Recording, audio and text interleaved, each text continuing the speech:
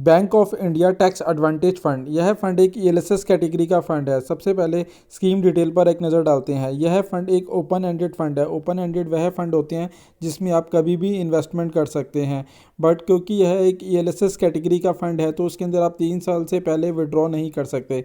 वहीं बात करें बेंचमार्क की तो इस फंड का बेंचमार्क S&P BSE 500 का है। वहीं बात करें इस फंड पे लगने वाले एग्जिट लोड की तो उस पर किसी प्रकार का कोई एग्जिट लोड नहीं है। वहीं बात करें इन्वेस्टमेंट की तो SIP और लमसम दोनों ही केस में आप सिर्फ 500 रुपये से निवेश की शुरुआत कर सकते हैं। वहीं बात करें इस फंड पे लगने वाले एक्सपेंस रेशियो की तो इस फंड का एक्सपेंस रेशियो 2.47% का है।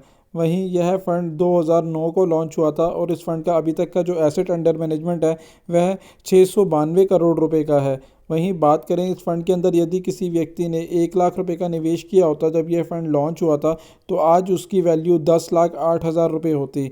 और अगर आप SIP का भी सालाना का रिटर्न देखेंगे ऑन एन एवरेज का तो 14% से ऊपर का ही रहा है। बात करें पास रिटर्न की तो इस फंड ने पिछले 1 साल में -2% से ज़्यादा का नेगेटिव रिटर्न रहा है। वहीं 2 सालों में 15% ज़्यादा रिटर्न रहा है, 3 सालों में 21% ज़्यादा रिटर्न रहा है और 5 सालों में 11% ज़्यादा रिटर्न रहा है। वहीं बात करें कैटेगरी वाइज रिटर्न की तो उसका पिछले 1 साल में -1% से ज़्यादा का नेगेटिव रिटर्न रहा है। वहीं 2 सालों में 12% ज़्यादा रिटर्न रहा है, 3 सालों में 14% ज़्यादा रिटर्न रहा है और 5 सालों में 8% ज़्यादा रिटर्न रहा है। तो आप देख सकते हैं कि इस फंड ने ज़्यादातर टाइम अपनी कैटेगरी को बीट किया है। इस लिहाज से यह निवेश के लिए अच्छा ऑप्शन हो सकता है उन सभी के लिए जिनको एक टैक्स सेविंग फंड की रिक्वायरमेंट है। आप किसी भी ईएलएसएस टैक्स सेविंग फंड में तभी इन्वेस्टमेंट करें जब आपको टैक्स सेविंग की रिक्वायरमेंट हो। अदरवाइज़ आप किसी भी नॉर्मल इक्विटी फंड के अंदर इन्वेस्टमेंट कर सकते हैं, क्योंकि ईएलएसएस कैटेगरी के फंड के अंदर आपका पैसा 3 साल के लिए लॉक हो जाता है और आप ज़रूरत पड़ने पर भी उसे विड्रॉ नहीं कर सकते हैं। इसलिए आपको अगर टैक्स सेविंग फंड की रिक्वायरमेंट है तो ही आप ईएलएसएस कैटेगरी के फंड में निवेश करें। बात करें फंड मैनेजर की तो उसके fund manager mister Alok Singh है। वहीं बात करें टॉप 5 सेक्टर एलोकेशन की तो उसके अंदर बैंक्स प्राइवेट के अंदर 17.68% का इन्वेस्टमेंट है, बैंक्स पब्लिक के अंदर 13.87% का इन्वेस्टमेंट है, कंज्यूमर नॉन ड्यूरेबल के अंदर 9.67% का इन्वेस्टमेंट है, इंजीनियरिंग एंड कैपिटल गुड्स के अंदर 9.1% का इन्वेस्टमेंट है और ऑटो के अंदर 6.69% का इन्वेस्टमेंट है। वहीं बात करें टॉप 5 कंपनी एलोकेशन की तो उसके अंदर स्टेट बैंक ऑफ इंडिया के अंदर 6.82% का इन्वेस्टमेंट है, ICICI बैंक के अंदर 6.81% का इन्वेस्टमेंट है, HDFC बैंक के अंदर 6.23% का इन्वेस्टमेंट है, कैनरा बैंक के अंदर 4.3% का इन्वेस्टमेंट है और रिलायंस इंडस्ट्री के अंदर 3.35% का इन्वेस्टमेंट है। वहीं बात करें ओवरऑल इन्वेस्टमेंट की तो उसके अंदर सबसे ज़्यादा पोर्शन लार्ज कैप के अंदर इन्वेस्टमेंट किया गया है। लार्ज कैप के अंदर 67.35% का इन्वेस्टमेंट है। वहीं मिड कैप के अंदर 24.99% का इन्वेस्टमेंट है और स्मॉल कैप के अंदर 7.5% का इन्वेस्टमेंट है। तो आप देख सकते हैं कि इस फंड के अंदर तीनों ही सेक्टरों के अंदर एलोकेशन लिया गया है। अगर आप इस फंड में इन्वेस्टमेंट की सोच रहे हैं तो एक बार अपने पर्सनल फाइनेंशियल एडवाइज़र से सलाह ज़रूर ले लें। साथ ही साथ PGIM India ELSS tax saver fund, यह फंड एक ELSS कैटेगरी का फंड है। किसी भी ELSS फंड में इन्वेस्टमेंट करने से पहले यह ज़रूर देख लें कि आपको टैक्स सेविंग फ़ंड की रिक्वायरमेंट है भी या नहीं। अगर आपको टैक्स सेविंग की रिक्वायरमेंट है तभी किसी भी ELSS फंड के अंदर निवेश करें, अदरवाइज़ आप किसी भी नॉर्मल इक्विटी फ़ंड के अंदर इन्वेस्टमेंट कर सकते हैं। सबसे पहले इस फंड के पास्ट रिटर्न पर एक नज़र डालते हैं। इस फंड ने पिछले 1 साल में -0.04% का रिटर्न दिया है।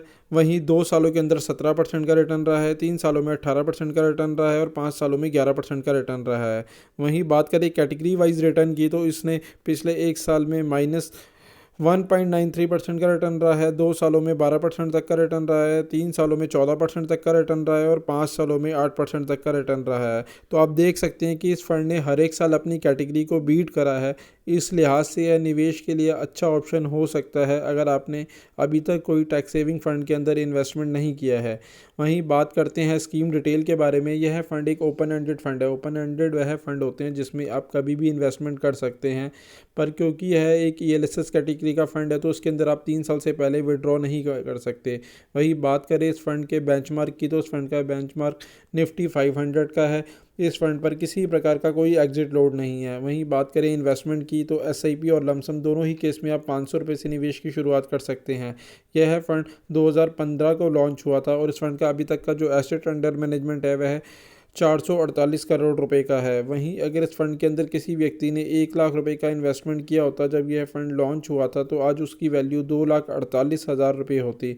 वहीं एसआईपी का रिटर्न भी देखें तो उसके अंदर 15.22% का रिटर्न रहा है। वहीं बात करें एक्सपेंस रेशियो की, तो इस फंड का एक्सपेंस रेशियो 2.51% का है। वहीं बात करें फंड मैनेजर की, तो यह फंड 3 फंड मैनेजर के द्वारा मैनेज किया जाता है। पहले हैं मिस्टर श्रीनिवास, दूसरे मिस्टर पुनीत पाल, वहीं तीसरे हैं उत्कर्ष।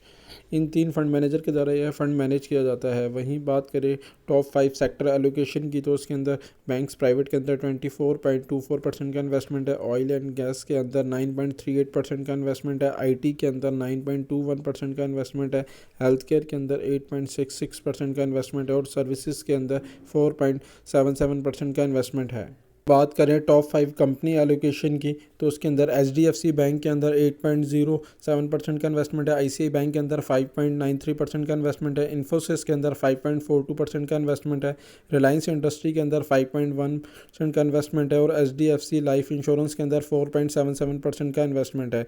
वहीं बात करें ओवरऑल इन्वेस्टमेंट की, तो उसके अंदर सबसे ज़्यादा पोर्शन लार्ज कैप के अंदर इन्वेस्टमेंट किया गया है। लार्ज कैप के अंदर 69.98% का इन्वेस्टमेंट किया गया है। वहीं मिड कैप के अंदर 17.98% का इन्वेस्टमेंट किया गया है और स्मॉल कैप के अंदर 7.29% का इन्वेस्टमेंट किया गया है। वहीं कुछ इन्वेस्टमेंट अदर इंस्ट्रूमेंट में भी किया गया है जो कि 4.75% का इन्वेस्टमेंट है। वहीं अगर आप ईएलएसएस फंड में इन्वेस्ट करने की सोच रहे हैं तो इन्वेस्टमेंट से पहले एक बार अपने फाइनेंशियल एडवाइज़र से सलाह ज़रूर ले लें। साथ ही साथ अगर आप को टैक्स सेविंग फ़ंड की रिक्वायरमेंट है तभी आप किसी भी ईएलएसएस फ़ंड के अंदर निवेश करें, अदरवाइज़ किसी भी आप नॉर्मल इक्विटी फ़ंड के अंदर इन्वेस्टमेंट कर सकते हैं। आशा करता हूँ मेरे द्वारा दी गई जानकारी आपके लिए उपयोगी सिद्ध होगी और वीडियो अच्छा लगा हो तो प्लीज़ इसे लाइक शेयर करें और चैनल अभी तक सब्सक्राइब नहीं किया है तो प्लीज़ इसे सब्सक्राइब करें। साथ ही साथ अगर आप इस फंड में या किसी भी और फंड में इन्वेस्टमेंट करना चाहते हैं तो आप हमारे मोबाइल ऐप के थ्रू भी इन्वेस्टमेंट कर सकते हैं, जिसका लिंक नीचे डिस्क्रिप्शन में दिया गया है। धन्यवाद दोस्तों।